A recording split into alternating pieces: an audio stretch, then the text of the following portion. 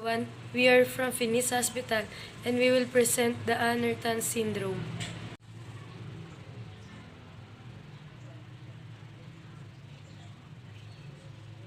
Characterized by walking with a quadrupedal locomotion, primitive speech, and mental retardation, while in other cases can stand up but cannot make a step when standing. Uner syndrome is a quadrupedal gait using their feet and the palms of their hands, but some people can stand up but cannot make a step when standing. Tan syndrome is a syndrome proposed by the Turkish evolutionary biologist Uner Tan. Tan postulated that this is an example of reverse evolution. Discovery of Uner syndrome was 1917, and so far, 8 more discoveries have been made. All of them are Turkish descent. And balance, underdevelopment of the cerebellum, particularly they use sounds as their communication. Mimic eye movement. Eyes move quickly in one direction and then slowly in the other. Inability of coordinate muscle movement such as fast changing movement of the limbs. Dysmetria, decrease in a range of motion. Involuntary rhythmic eye movement. Eyes move quickly in one direction and then slowly in the other. Inability of coordinate muscle movement, such as fast changing movement of the limbs. Dysmetria, decrease in a range of motion. Of Uner syndrome are their genes traced back to their early ancestor who walk like apes. Tan.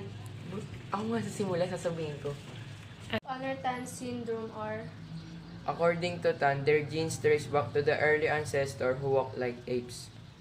Coordination and balance, underdevelopment of cerebellum, particularly the narrow area between the two brain hemispheres.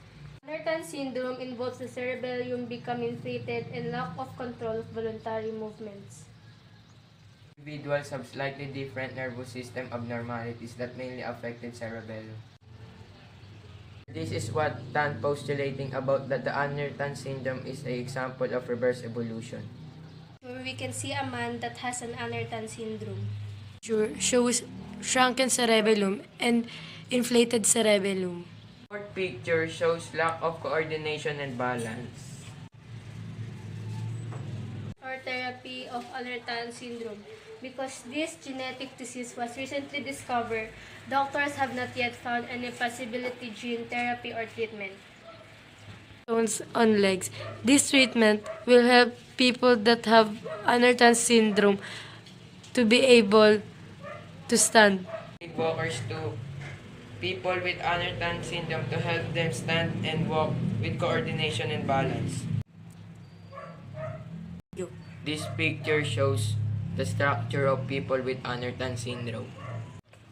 This documentary video is about Uner syndrome. It is almost time for us to go.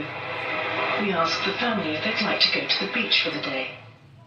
It is only an hour away, but none of the family has ever seen the sea before.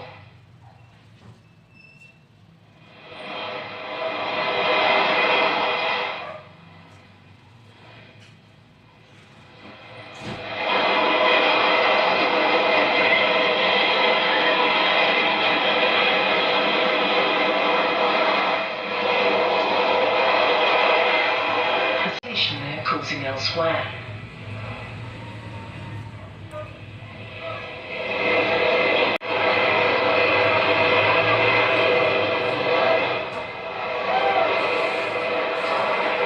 We have explained that this film will put them in the world's spotlight, perhaps not always for the best.